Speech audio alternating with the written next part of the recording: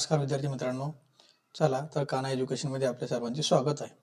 तर आज आपण इलेक्ट्रिकलच्या बेसिक पॅरामीटर जे असेल किंवा बेसिक फंडामेंटल असेल, आज त्याच्याबद्दल आपण डिस्कस करणार आहोत. तर चला स्टार्ट करूया. त्याच्यामध्ये बघा, सर्वात पहिले दिलंय बघा आपल्याला फर्स्ट युनिट मधील जे बेसिक पार्ट आहे, ओके, ते आपण थोडेदा एक वेगळ्या पद्धतीने समजून घेण्याचा प्रयत्न करूया. मग नंतर त्याचे आपण ऍक्च्युअल मध्ये जे आपल्याला डेफिनेशन वगैरे जे असेल ते आपण डिस्कस करायचा प्रयत्न करू. ओके, चला. तर सगळ्यात पहिले तुम्हाला दिलंय बघा व्होल्टेज. ओके, लक्षात ठेवा, मी परत सांगतोय, व्होल्टेज, करंट आणि रेजिस्टन्स या तीनही गोष्टी बघा एक सिस्टमॅटिक पहिले आपण समजून घेऊ आणि समजून घेतल्यानंतर विथ एक्झाम्पल मग आपण ऍक्च्युअल त्याला कसं लिहायचं, ओके, ते डिस्कस करू. मग आपण ऍक्च्युअल टेक्निकल पोर्शनवर आपण एंट्री करू. लक्षात आलं? बघा, ऍक्च्युअल मध्ये काय होतं, तुम्ही जर इथे बघितलं, voltage is the push that makes electrons move in a circuit. म्हणजे मला या वाक्यातून एक गोष्ट लक्षात आली, एक इलेक्ट्रॉन्स नावाची अशी काहीतरी गोष्ट आहे, बरोबर आहे, आणि त्याला पुश केलं जातं, हे मला कोण सांगत असतं? व्होल्टेज. लक्षात आलं? अरे पहिले समजून घ्या, ओके, नंतर मग तुम्हाला हळूहळू कळेल म्हणजे काय आपण कसं जातोय, कोणत्या वेने जातोय. लक्षात आलं? इलेक्ट्रॉन्स आता सर्वांच्या ओळखीचे आहेत. इलेक्ट्रॉन्सला पुश करायचं काम कोण करतं रे? व्होल्टेज. लक्षात आलं? चलो, ओके. सपोज मी कसं म्हणू शकतो, example, a water tank on a roof top. बरोबर आहे, म्हणजे काय ते तुम्हाला आता समजेल. ओके, बघा, मी सपोज एक एक्झाम्पल घेतो. या एक्झाम्पल वरून आपण थोडं काही गोष्टी समजून घेऊ. बघा, माझ्याकडे काय ना, एक मी पाण्याचे टँक जे असेल त्याचं एक एक्झाम्पल घेतो. मी सपोज याला नाव दिलं ए टँक आहे ना, याला म्हटलं मी बी टँक, याला म्हटलं मी ए टँक, याला म्हटलं मी बी टँक. ओके, याला म्हटलं आपण ए टँक आणि याला म्हटलं आपण बी टँक. लक्षात आलं? ओके, चला. तर आता काही गोष्टी तुमच्या लक्षात येईल इथं हळूहळू. मी काय केलं, ए टँक आणि बी टँक याच्यामध्ये काही वॉटर भरलेलं नाही, याच्यामध्ये काही वॉटर भरले, बरोबर आहे ना. मग मी काय केलं रे, याच्यामध्ये 80% वॉटर भरलं सपोज, आणि याच्यामध्ये मी काय केलं, एक 50, ओके, चलो, आपण किती पर्सेंट भरलं म्हटलं? 50%. क्लिअर आहे? हे झालं माझी फर्स्ट कंडिशन. याला व्यवस्थित समजून घ्या. ही झाली माझी सेकंड कंडिशन आणि ही झाली माझी रे थर्ड कंडिशन. ओके, हा. मग सेकंड कंडिशन मध्ये काय केलं सर, ए टँक मध्ये सुद्धा आपण किती पर्सेंट भरलं सर? 50%. इथं पण किती पर्सेंट भरलं सर? 50%. ओके, मग मी इकडं थोडा चेंज केला. इकडे काय चेंज केला सर? तर याच्यामध्ये किती ठेवलं आपण? 50% आणि याच्यामध्ये किती केलं आता आपण? 80%. लक्षात आलं? तीनही एक्झाम्पल समजून घ्या बाळांनो. बघा, सगळ्यात पहिलं मी याच्यामध्ये किती भरलं? 80%. याच्यामध्ये किती भरलं? 50%. हे झालं माझं बी वाली टँक, ही झाली माझी ए वाली टँक. क्लिअर आहे? त्यानंतर मी ए वाली जी टँक असेल त्याच्यामध्ये केलं 50% पाणी आणि याच्यामध्ये मी केलं रे 50% पाणी, म्हणजे दोघांमध्ये सेम आहे. याच्यामध्ये मी केलं ए टँक मध्ये भरलं किती रे? 50% आणि बी टँक मध्ये मी किती भरलं रे? 80%. चलो, हा. अपेक्षा करतो तुमच्या लक्षात आलं असेल नेमकं मला काय सांगायचं. ओके, आता हे जे आपण पाणी भरलं या दोघांमध्ये काही ना काही आपल्याला फरक जाणवेल, बरोबर आहे. आता एक नॉन टेक्निकल एक्झाम्पल तुम्हाला समजायला सोपं जाईल. मग मी जर तुम्हाला क्वेश्चन विचारला, मला सांगा कोणत्या टँकमधून कोणत्या टँकमध्ये पाणी फ्लो, हे बघा, इथे पाणी फ्लो होण्यासाठी रस्ता दिलाय आपण, बरोबर आहे. मग तुम्ही 100% म्हणा सर याच्यामध्ये जास्त पाणी आहे, याच्यामध्ये कमी पाणी आहे, म्हणजे ए कडून कुणीकडे जाणार पाणी? बी कडे, म्हणजे water flow from A to B side. Clear येणार आहे? क्लिअर येणार आहे? ओके, हा. चलो, त्यानंतर नेक्स्ट कंडिशन मध्ये जर तुम्ही बघितलं, तुम्हाला जर क्वेश्चन विचारला कोणत्या टाकीतून कोणत्या टाकीमध्ये पाणी फ्लो होईल, तर तुम्ही म्हणू शकता का ए टू बी किंवा बी टू ए? नाही सर. का? की या दोघांमध्ये पाणी कसं आहे? इक्वल पाणी आहे, म्हणजे याच्यामध्ये कुठल्याही प्रकारचं पाणी फ्लो होणार नाही. लक्षात आलं सगळ्यांना? ओके, चलो. इथं काय म्हटलं तर मी 80% कुठं चाललं रे? 50%, कारण इकडे पाण्याचं प्रेशर जास्त आहे ऍज कम्पेअर टू या साईडला. ओके, नेक्स्ट, मी तर पाणी फ्लो होणारच नाहीये. लक्षात आलं? आणि जर मी आलो नेक्स्ट समोरच्या थर्ड कंडिशन मध्ये, आता मला इथं कळालं सर इथं 50%, इथे किती आहे? 80%, म्हणजे ऑलवेज सर माझा water flow from B to A tank. लक्षात आलं? मग या तीन एक्झाम्पल मधून मला एक गोष्ट कळाली की मी काय म्हणू शकतो रे, याचा हायर पोटेन्शियल आहे, बरोबर आहे, याचा लोअर पोटेन्शियल आहे, याचा या दोघांचा जो असेल याचा सेम पोटेन्शियल आहे, या दोघांचा पण सेम पोटेन्शियल आहे, बरोबर आहे. आणि इथं जर बघितलं तर याचा लोअर पोटेन्शियल आणि याचा कसा आहे रे? Higher potential. मग water flow from higher to lower, water flow from higher to lower potential, बरोबर आहे. मग हे जे पाणी फ्लो होतंय ना, हे पाणी फ्लो होण्यासाठी मी गॅप तयार केला. लक्षात आलं तुमच्या? गॅप कसा तयार केला? मी असं म्हणू शकतो ना, 80 - 50, म्हणजे कितीचा गॅप झाला रे हा? 30. ओके, इथं म्हणू शकता ना 50 - 50 म्हणजे किती गॅप झाला रे? 0. ओके, आणि म्हणू शकता तुम्ही 80 - 80 मायनस 50 इथे किती झालं रे 30चा गॅप झाला. मग जर जेव्हा जेव्हा इथे गॅप 0 असेल, बरोबर, म्हणजे याचा अर्थ काय, दोघांमध्ये पोटेन्शियल सेम असते, त्याच्यामध्ये तेव्हा कुठल्याही प्रकारचं पाणी फ्लो होत नव्हतं. सेम लाईक दॅट इथं सुद्धा एका साईडला जास्त एका साईडला कमी म्हणून त्याच्यामध्ये काही ना काही पाणी फ्लो होत होतं. हे जे घडतंय ना मित्रांनो, याच्यातून एक गोष्ट आपल्या लक्षात आली की ज्यावेळेस मी पोटेन्शियल डिफरन्स तयार केला, लक्षात आलं, याच्यामध्ये पोटेन्शियल डिफरन्स आहे, याच्यामध्ये पोटेन्शियल डिफरन्स 0 आहे, याच्यामध्ये सुद्धा पोटेन्शियल डिफरन्स आहे, बरोबर आहे. म्हणजे जेव्हा जेव्हा पोटेन्शियल डिफरन्स मी 2 टँकच्या मध्ये तयार केला त्यावेळेस पाणी जे असेल एका साईडून दुसऱ्या साईडला फ्लो होतं, बरोबर आहे. सेम लाईक दॅट इमॅजिन करा जे मी वॉटर बोललो त्याला म्हणायचं इलेक्ट्रॉन्स. लक्षात आलं, त्याला काय म्हणायचं इलेक्ट्रॉन. आणि ए टँक आणि बी टँक जे असेल ते पोटेन्शियलचे 2 पॉईंट असेल मित्रांनो. पोटेन्शियलचे काय असेल 2 पॉईंट, म्हणजे higher potential to lower potential. म्हणजे काय, जेव्हा मी एखाद्या इलेक्ट्रिक सर्किटमध्ये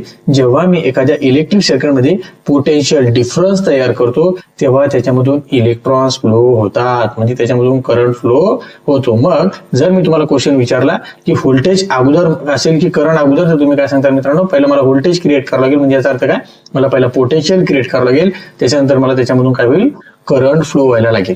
लक्षात आलं, एक्झाम्पल कळालं. आता मी काय केलं, याच्यात अजून तुम्हाला एक थोडी कन्सेप्ट क्लिअर करतो. मी काय केलं, हे जो पाईप दिसतोय ना, बघा हा जो पाईप दिसतोय ना, हा पाईप असा पाईप आहे, बरोबर आहे.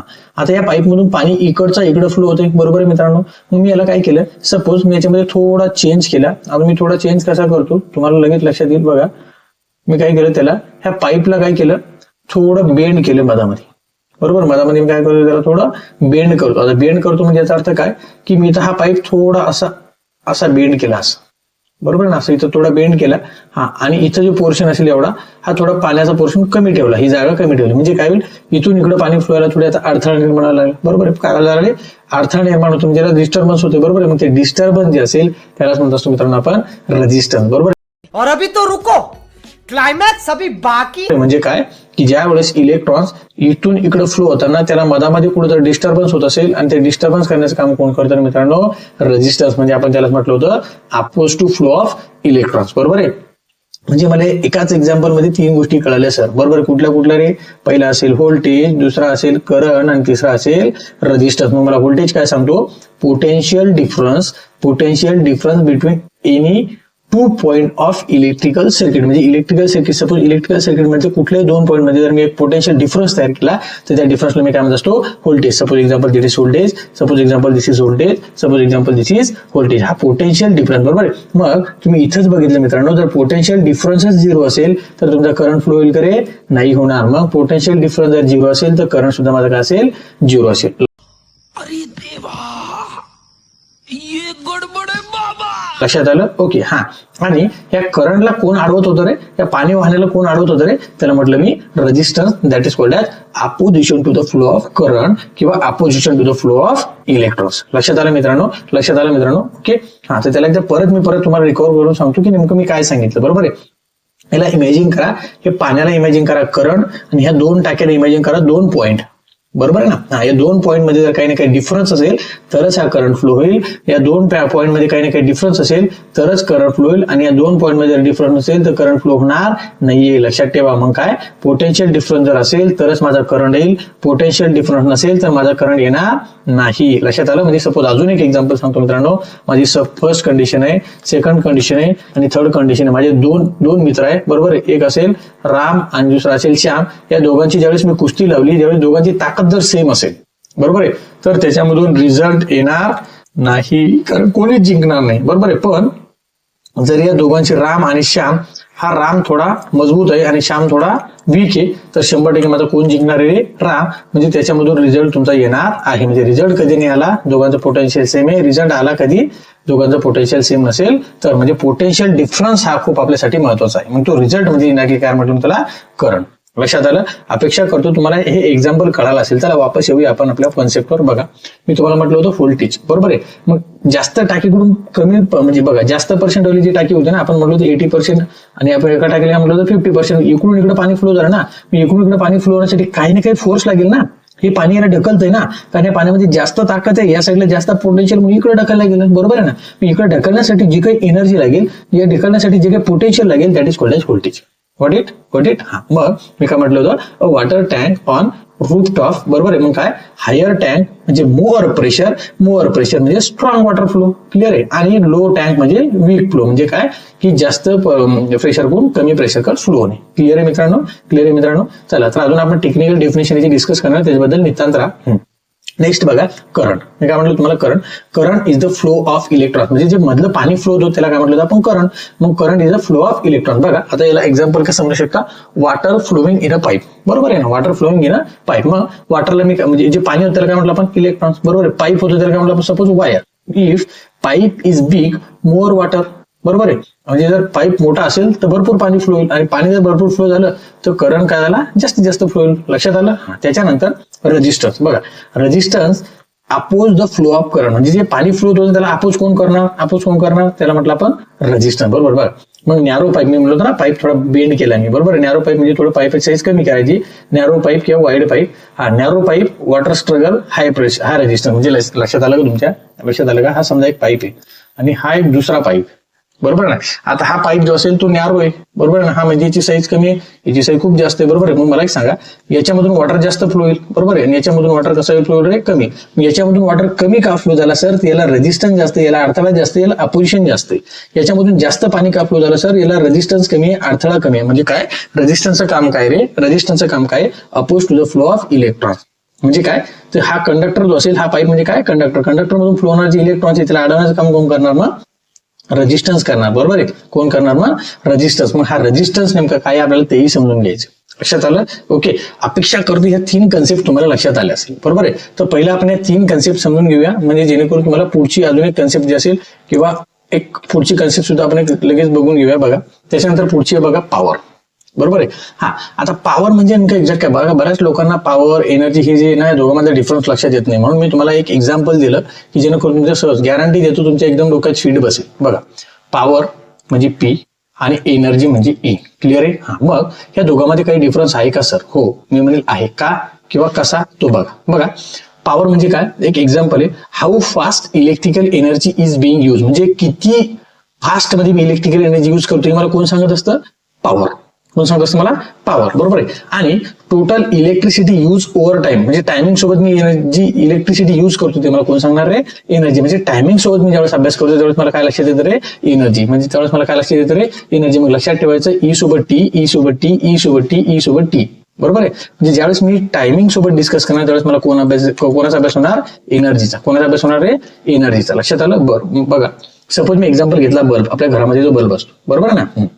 मग आपण दुकानमध्ये गेल्यावर काय म्हणतो रे, मला 10 वॅटचा बल्ब द्या, मला 5 वॅटचा बल्ब द्या, मला 100 वॅटचा बल्ब द्या, बरोबर आहे. मग आपण जर 100 वॅटचा बल्ब आणतोय, साहजिकच आहे तो जास्त एनर्जी घेईल की नाही, बरोबर आहे. म्हणजे काय, यूज एनर्जी फास्टर, म्हणजे तो जास्तीत जास्त किंवा फास्ट एनर्जी ओढेल, बरोबर आहे. आपण जर त्याच्यापेक्षा छोटा 10 वॅटचा आणला तर स्लो एनर्जी घेईल, बरोबर आहे. म्हणजे याचा अर्थ काय, बोथ ग्लो म्हणजे दोन्ही ग्लो होतात, but one it's more electricity like a hungry monster, बरोबर आहे. म्हणजे काय दोन्ही सुद्धा लागणार आहेत, पण एक काय करतो एनर्जी फास्ट गेन करतो आणि एक काय करतो एनर्जी स्लो गेन करतो. म्हणजे काय, power is like how fast you eat food, example, बरोबर. म्हणजे काय, जर फास्ट जेवणार असेल त्याला काय होईल, मोर पॉवर तयार होईल.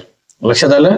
ओके, म्हणजे याचा अर्थ कळाला ना तुम्हाला, की समजा दोघांना टाइम सेम दिला, दोघांना जेवण सुद्धा सेम दिलं, काय एकानं काय केलं की बाबा एवढ्या टायमिंग मध्ये तुम्हाला जेवण करायचं किंवा एवढ्या चपाती तुम्हाला खायचे, मग एका मिनिटात एक जण 5 चपात्या खाऊन घेईल आणि एका मिनिटात एका जण 2 चपात्या खाऊन झाल्या, म्हणजे एनर्जी कोणाची जास्त येणार किंवा पॉवर कोणाची जास्त असणार, साहजिक 5 चपात्या आली, बरोबर आहे. म्हणजे काय की इलेक्ट्रिसिटी किती फास्ट गेन केली जाईल किंवा इलेक्ट्रिसिटी फास्ट यूज केली जाते हे कोण सांगत असतं मला मित्रांनो, पॉवर. चला आता एनर्जीकडे जाऊया. बघा आता टोटल इलेक्ट्रिसिटी यूज मी काय म्हटलं तुम्हाला, टाइम लक्षात ठेवा. ओके, हा मग example, energy is like mobile data. एक एक्झाम्पल घेतला आपण मोबाईल डाटा, बरोबर आहे. The more you use the bigger the bill, म्हणजे सरळ काय की जेवढा डाटा तुम्ही जास्त यूज कराल तेवढं तुम्हाला बिल जास्त येईल, बरोबर आहे ना. म्हणजे जसं जसं यूज असेल विथ टायमिंग नुसार तसं तुम्हाला कोण सांगत असतं, माझी एनर्जी. लक्षात आलं. हा आता हे जे कन्सेप्ट आहे, हे जे एक्झाम्पल आहे, हे सगळं मित्रांनो आपण समजून घेतलं आणि मलाही वाटतंय तुम्हाला थोडं तरी कळालं असेल, बरोबर आहे. मग आता ऍक्च्युअल आपण टेक्निकली जे आपल्याला आता शिकायचंय त्याच्यामध्ये आपण एंटर करूया. बघा त्याच्यामध्ये सगळ्यात पहिली डेफिनेशन जी असेल तुमची व्होल्टेजची, बरोबर आहे. आणि गॅरंटी देऊन सांगतो ही डेफिनेशन तुम्हाला आयुष्यात कधीच पाठ करायची गरज पडणार नाही. बघा का पडणार नाही, आठवा 2 पाण्याच्या टाक्या, बरोबर ना. 2 पाण्याच्या टाक्या आठवा. मी तुम्हाला काय शब्द वापरला होता, दोघांचा पोटेन्शियल डिफरन्स. येस सर, काय म्हटलं मी, पोटेन्शियल डिफरन्स. मी काय म्हटलं, पोटेन्शियल डिफरन्स बिटवीन. आता मी पाण्याच्या टाक्या बोलणार का नाही, मला टेक्निकली वर्ड वापरायचे. मग मी काय म्हटलं, potential difference between any 2 point, बघा potential difference between any 2 point of electric circuit, हा सब्जेक्ट खूप महत्वाचा आहे. बरोबर ना. म्हणजे मी काय केलं रे, तू हे वर्ड लक्षात ठेवा. पहिलं मला ताकदीच्या दोघांच्या पोटेन्शियलचा डिफरन्स तयार करावा लागेल. असं का म्हणता सर, कारण मला माहितीये डिफरन्स 0 तर करंट बी 0, डिफरन्स 0 तर पाणी बी वाहणार नाही, बघितलं होतं मी. बरोबर आहे. मग पोटेन्शियल डिफरन्स जर माझा in any 2 point of electric circuit, that is called as voltage. तो पोटेन्शियल डिफरन्स म्हणजे काय, डिफरन्स आहे करंट पण आहे. बरोबर ना. डिफरन्स आहे करंट पण आहे, डिफरन्स नाही करंट पण आहे, difference 0 current 0, difference not equal to 0 current सुद्धा not equal to 0, it is called as voltage. बरोबर आहे. मग सर मला त्याचा फॉर्म्युला सुद्धा शिकायचा आहे. चला तर मग फॉर्म्युला बघूया. बघा व्ही म्हणजे काय, व्होल्टेज, आणि डब्ल्यू अपॉन क्यू. डब्ल्यू म्हणजे काय रे, वर्क डन अपॉन चार्ज. बरोबर आहे. बघायचे तुम्हाला नोटेशन जर क्यू म्हणजे काय, इलेक्ट्रिक चार्ज, आणि डब्ल्यू म्हणजे काय, वर्क डन. बघा याला अजून सुद्धा तुम्हाला या फॉर्म्युला अजून पण कसं लिहू शकता तुम्ही, व्होल्टेज इज इक्वल टू काय लिहू शकता, dw/dq. बरोबर आहे.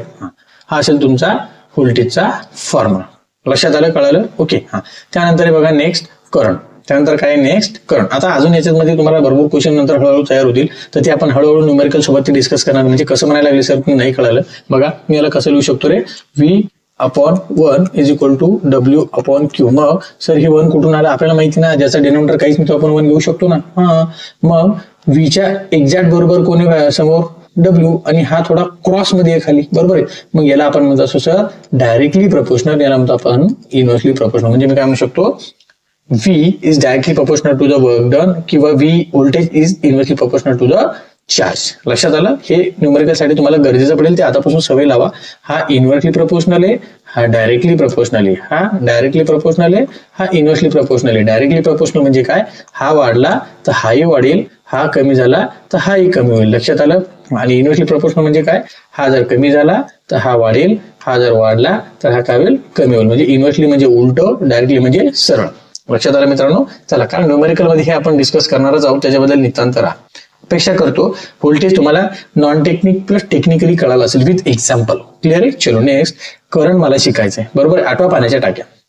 मी ज्यावेळेस त्या 2 टाक्यामध्ये फरक तयार केला होता त्यावेळेस पाणी फ्लो होत होतं.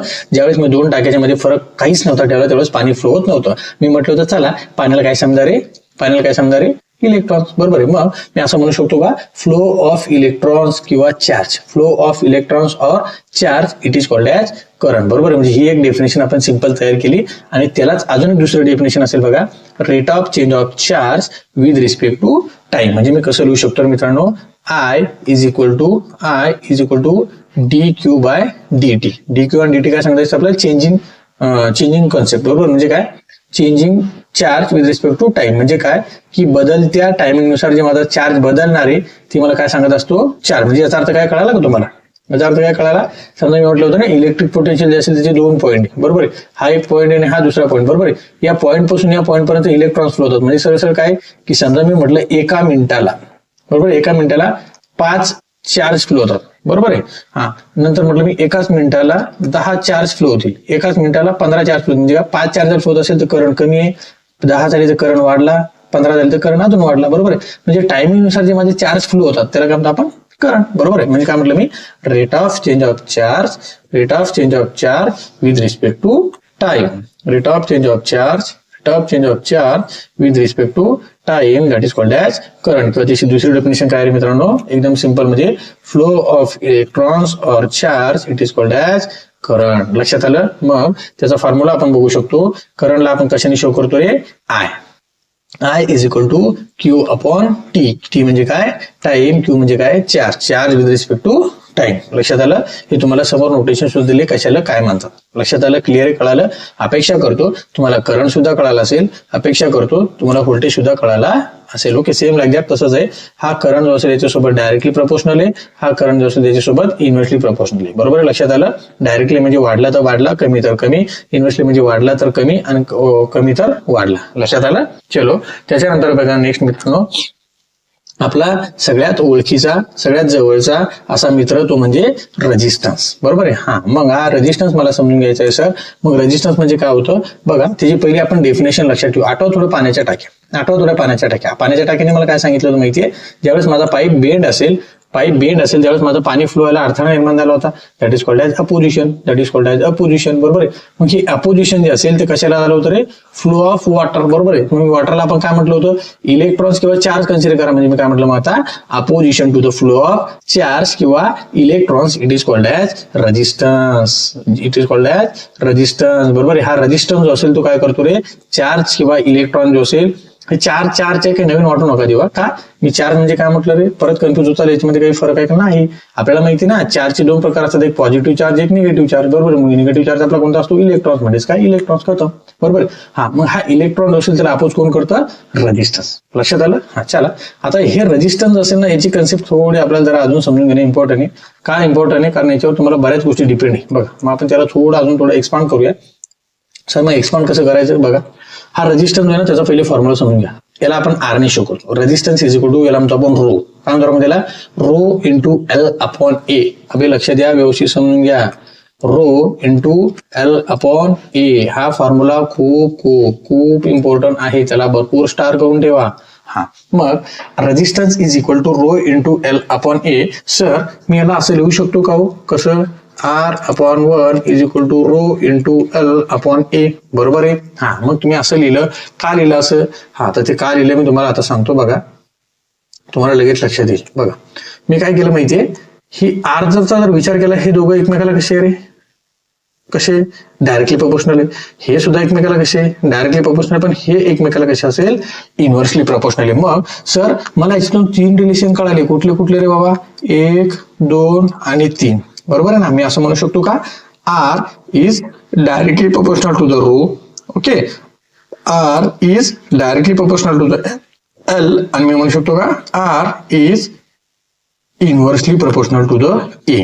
हा म्हणजे काय हो सर, म्हणजे काय, जर मी याला कसं म्हणू शकतो बघा, जर माझा रो जास्त असेल तर माझा रेजिस्टन्स पण जास्त आहे, किंवा आणि मी काय म्हणू शकतो, माझा रो कमी असेल तर माझा रेजिस्टन्स पण कमी असेल. टेन्शन घेऊ नका, मी सांगतोय नेमकं काय असतं, कमी जास्त सगळं सांगतो. ओके बघा, त्यानंतर मी असं म्हणू शकतो का, लेन जास्त तर माझा रेजिस्टन्स पण जास्त, आणि मी असं म्हणू शकतो का, माझी लेंथ कमी म्हणजे माझा रेजिस्टन्स पण कमी. ओके, पण मी असं इथं नाही म्हणणार. इथं काय म्हणणार मी आता माहितीये, माझा एरिया जास्त तर माझा रेजिस्टन्स कमी, आणि माझा एरिया कमी तर माझा रेजिस्टन्स जास्त. बरोबर आहे. मग सर मला थोडा चेंज मला कुठे दिसला, थर्ड इक्वेशन मध्ये. कुठे दिसला रे, थर्ड इक्वेशन मध्ये. बरोबर. म्हणजे याच्यामध्ये मला काय कळालं, याच्यामध्ये मला इन्व्हर्सली प्रोपोर्शनल बघा ना, हा वाढला तर हा कमी, आणि हा कमी तर हा वाढला. वर तसं नाही बघा ना, कमीत कमी वाढलं तर वाढलं. ओके चल, मग याचा अर्थ काय सर, तर आता मी तुम्हाला समजून सांगतो. आता माझ्याकडे थोडं लक्ष द्या. बघा मी काय केलं माहितीये, एक छोटासा कंडक्टर घेतो असं. बरोबर ना. हा हे कंडक्टर घेतला, आणि दुसरा अजून एक कंडक्टर घेतो. बघा त्याला थोडं लंब घेतो. बरोबर आहे. हा आता मला एक सांगा, या कंडक्टरची लेंथ कमी आहे आणि या कंडक्टरची लेंथ ही जास्त आहे. बरोबर आहे सर. मग मी असं म्हणू शकतो का, जर कंडक्टरची लेंथ कमी असेल तर ऑलवेज त्याचा रेजिस्टन्स पण कमी असेल. हा मग जर कंडक्टरची लेंथ जास्त झाली सर तर ऑलवेज त्याचा रेजिस्टन्स पण जास्त असेल. बरोबर आहे. म्हणजे जसं माझी कंडक्टरची लेंथ जास्त असेल त्याची रेजिस्टन्स पण काय असेल, जास्त. लेंथ कमी असेल रेजिस्टन्स पण कसा असेल, जास्त. कारण मी आता शिकलो ना सर की resistance is directly proportional to the length of wire. काय म्हटलं मी त्याला, लेंथ ऑफ वायर. बरोबर आहे. म्हणजे जी वायर असेल त्याची जी लेंथ असेल त्या लेंथवर माझा रेजिस्टन्स कसा डिपेंड आहे सर, डायरेक्टली प्रोपोर्शनल. म्हणजे जर मी वायरची लेंथ वाढवली तर माझा रेजिस्टन्स वाढणार, मी वायरची लेंथ कमी केली तर माझा रेजिस्टन्स ऑलवेज कमी होणार. लक्षात आलं. ओके चलो नेक्स्ट. त्याच्यानंतर बघा पुढं आता दुसरी कन्सेप्ट. समजा मी एक कंडक्टर घेतला. बरोबर आहे. हा आणि आता मी काय केलं माहितीये, तो कंडक्टर जो असेल ना सेम लेंथचा ठेवला. बरोबर आहे. पण मी एक थोडा फरक करतोय. फरक कसा हो सर, बघा तर मी फरक बघा कशात केला, त्याच्या एरियामध्ये. बरोबर आहे. मग याचा एरिया सर कमी आहे, बरोबर आहे ना, हा, आणि याचा एरिया सर कसा आहे, जास्त आहे. मग मला कळालं सर याचा एरिया जर कमी असेल तर याचा रेजिस्टन्स कसा आहे, जास्त आहे. याचा एरिया जर जास्त असेल त्याचा रेजिस्टन्स कसा आहे सर, कमी आहे. मग एरिया आणि रेजिस्टन्स तुम्ही आताच बोलले की it is inversely proportional to each other, बरोबर आहे. म्हणजे resistance is inversely proportional to the cross sectional area of conductor, cross sectional area of conductor, बरोबर आहे. म्हणजे काय, रेजिस्टन्स हा एरियाच्या उलटा असतो आणि रेजिस्टन्स हा लेनच्या सरळ असेल, बरोबर आहे. लक्षात आलं. म्हणजे याचा अर्थ मला याच्यातून दोन गोष्टी कळाल. पण आम्हाला सर तिसरी गोष्ट लक्षात येत नाही, म्हणजे कोणती, ती म्हणजे रो. कोणती येत नाहीये, रो, बरोबर आहे. मित्रांनो, रोला म्हणत असतो आपण रेजिस्टिव्हिटी, किंवा त्याला दुसरा एक शब्द आहे बघा, त्यालाच म्हणत असतो आपण स्पेसिफिक रेजिस्टन्स. काय म्हणतो आपण त्याला, स्पेसिफिक रेजिस्टन्स, बरोबर आहे. स्पेसिफिक रेजिस्टन्स किंवा त्याला काय म्हणतो आपण, रो. आता हे कशावर डिपेंड असेल सर, मग आता हा कसा चेंज करायचा. मला एवढं कळालं की एखादा वायर घ्यायचा आणि त्याला असं ताणवायचं, म्हणजे त्याची लेंथ वाढेल. एखादा वायर घ्यायचा त्याचे एरिया कमी जास्त करायचं, म्हणजे मला हे कळालं सर, मला हे कळालं. पण हे कसं वाढवायचं कमी करायचं, तर ते वाढवायचं आणि कमी करत नसतो मित्रांनो. तर हे लक्षात ठेवा, खूप इम्पॉर्टंट आहे. It is depend on material. काय म्हटलं मी, it is depend on material. तो पूर्ण डिपेंड असतो मटेरियलवर. म्हणजे याचा अर्थ काय सर, मी एक ए नावाचा कंडक्टर घेतला, नंतर मी एक बी नावाचा कंडक्टर घेतला, नंतर मी एक सी नावाचा कंडक्टर घेतला, तर ए चा जी रेजिस्टिव्हिटी असेल ती बी ची राहणार नाही, ती सी ची पण राहणार नाही. जी बी ची असेल ती याची राहणार नाही, याची राहणार. म्हणजे काय, जर मला रेजिस्टिव्हिटी जर मला बदलायची असेल तर मला डायरेक्ट कंडक्टरच बदलावं लागेल, मला डायरेक्ट मटेरियलच बदलावं लागेल. लक्षात आलं. मग समजा सर मला रेजिस्टन्स वाढवायचा आहे तर मला जास्त रेजिस्टिव्हिटीवाला मटेरियल घ्यावं लागेल. सर मला रेजिस्टन्स कमी करायचं आहे तर मला कमी रेजिस्टिव्हवाला मटेरियल घ्यावं लागेल. लक्षात आलं. ओके. मग मला रेजिस्टिव्हिटीचा फॉर्म्युला डिझाईन करता येईल का सर, तर 100% मी करू शकतो. याला कसं तयार करायचं बघा, रो इज इक्वल टू, बरोबर ना, रो इज इक्वल टू काय करणार मग मी, R into A upon L, that is called as resistivity. काय म्हणतो आपण त्याला, रेजिस्टिव्हिटी. ओके. आता मी तुम्हाला फक्त आहे ना, अजून मी लक्षात ठेवा, मी खूप बारकाईनं, खूप म्हणजे स्लो, खूप सिस्टमॅटिक तुम्हाला समजून सांगतो. मी अजून तुम्हाला फक्त जे डेफिनेशन आणि फॉर्म्युला सांगितलं. आता एकदा तुमच्या फॉर्म्युल्यापर्यंत तुम्ही पोहोचल्यानं तुम्हाला युनिट तयार करायला खूप सोपं जातं. लक्षात आलं. चला आता तुम्हाला युनिटच्या निमित्तानं आपण परत एकदा त्याला रिकॉल करूया. ओके. अपेक्षा करतो तुम्हाला रेजिस्टन्स सुद्धा कळाला असेल. येऊया वापस आपल्या व्होल्टेजवर. आठवा, इथं मी तुम्हाला काय म्हटलं होतं रे, V is equal to W upon Q. मग सर मला माहिती आहे ना, डब्ल्यू म्हणजे काय, इलेक्ट्रिक चार्ज. अरे पण हे कशाने मोजतो, कशामध्ये मोजतो, याला म्हणतो आपण सर कुलोम, बरोबर आहे. आणि चार्ज हे कशामध्ये मोजतो आपण, जूल, सॉरी याला म्हणतो आपण जूल, आणि याला काय म्हणतो आपण असा कुलोम. लक्षात आलं की नाही आलं, बरोबर आहे. चार्ज कशामध्ये मोजतो आपण, कुलोम मध्ये, आणि वर्क डन कशामध्ये मोजतो आपण, जूल मध्ये. मग सर मला युनिट सापडलं, बरोबर आहे. म्हणजे काय, मला याचा एक युनिट सापडला. कुठला एक युनिट त्याचा, जूल पर कुलोम, बरोबर. काय सापडला, जूल पर कुलोम. आणि याला दुसरा जो युनिट असतो मित्रांनो त्याला म्हणतो आपण व्होल्ट. हे दोन्हीही सुद्धा युनिट पक्के लक्षात ठेवा, कारण तुम्हाला तर रोज कुठं ना कुठं वापरायचे, ते तुम्हाला रोज कुठं ना कुठं वापरायचे, बरोबर आहे. मग मला व्होल्टेजचे युनिट कुठले रे, आणि एक लक्षात ठेवा, हा युनिट बऱ्याच लोकांना माहित असतो कुठला, व्होल्ट, पण हा युनिट बऱ्याच लोकांना माहित नाहीये. म्हणून ज्याला कन्सेप्ट क्लिअर असेल तो सांगू शकतो की व्होल्टेजचा दुसरा सुद्धा युनिट असतो जूल पर कुलोम, जूल पर कुलोम, जूल पर कुलोम, जे की तुम्हाला आज माहित झालं. लक्षात आलं. चलो नेक्स्ट आपण पुढे येऊया. करंट मला सांगितलं, करंट म्हणत होता की sir it is the ratio of charge to time, बरोबर आहे. म्हणजे काय, rate of change of charge with respect to time. मग सर मला माहिती आहे ना, मी आता शिकलो चार्ज मी कशाने मोजत असतो, कशामध्ये मोजत असतो, कुलोम, आणि टाइम मी कशामध्ये मोजतो सर, सेकंद मध्ये. म्हणजे मला याचा एक युनिट सापडला सर, कुठला रे बाबा, मी काय म्हणू शकतो, coulomb per second, coulomb per second, बरोबर आहे. आणि दुसरा युनिट जर त्याचा कोणता असेल सर, त्याला म्हणतो असतो आपण अँपियर. काय म्हणतो असतो आपण त्याला, अँपियर. म्हणजे काय, मला व्होल्टेजचे दोन युनिट मिळाले सर, व एक कोणता आहे, जूल पर कुलोम, जूल पर कुलोम. याचा सुद्धा एक युनिट मिळाला सर मला, व्होल्ट, बरोबर आहे. जूल पर कुलोम हा व्होल्टेजचाच आहे, व्होल्ट सुद्धा कशाचा युनिट आहे, व्होल्टेजचा, बरोबर आहे. तसा मला करंटचे सुद्धा दोन मिळाले सर, कुलोम पर सेकंद आणि अँपियर. लक्षात आलं मित्रांनो. ओके. तर चला तिसरी जी क्वांटिटी आपली, आपण त्याच्याकडे जाऊया परत. तिसरी क्वांटिटी सर आपली रेजिस्टन्स, जी की करंटला अपोज करत होती. तर त्याचा काय फॉर्म्युला आहे तो मी बघितला, पण त्याचं युनिट मला माहित नाही. मग त्याला आपण त्याचं युनिट सुद्धा बघूया. बघा आता रेजिस्टन्स जो असेल, बरोबर आहे, तर त्या रेजिस्टन्सचं युनिट जे असेल त्याचं युनिट असतं मित्रांनो बघा, ओहम. काय म्हणतो आपण त्याला, ओहम, बरोबर आहे. आणि हा ओहम जो असेल तो आपण अशा प्रकारे शो करत असतो. हे असेल त्याचं युनिट ऑफ रेजिस्टन्स, बरोबर आहे. पण अजून तुम्हाला दुसरं जर युनिट बघायचं असेल ते म्हणजे कोणतं, रेजिस्टिव्हिटीचं. बऱ्याच लोकांना याचं युनिट माहित नाही. लक्षात ठेवा, मला 2 युनिट मिळाली. रेजिस्टन्स युनिट काय रे, ओहम, बरोबर आहे. आणि दुसरं कशाचं आहे, रोचं, बरोबर आहे. त्याचं युनिट आपल्याला काढायचंय, तर ते आपण फॉर्म्युला थ्रू काढू शकतो मित्रांनो. कसं फॉर्म्युला थ्रू काढणार सर, बघा मी तुम्हाला इथे सांगतो. इथं तुम्हाला लक्षात येईल बघा.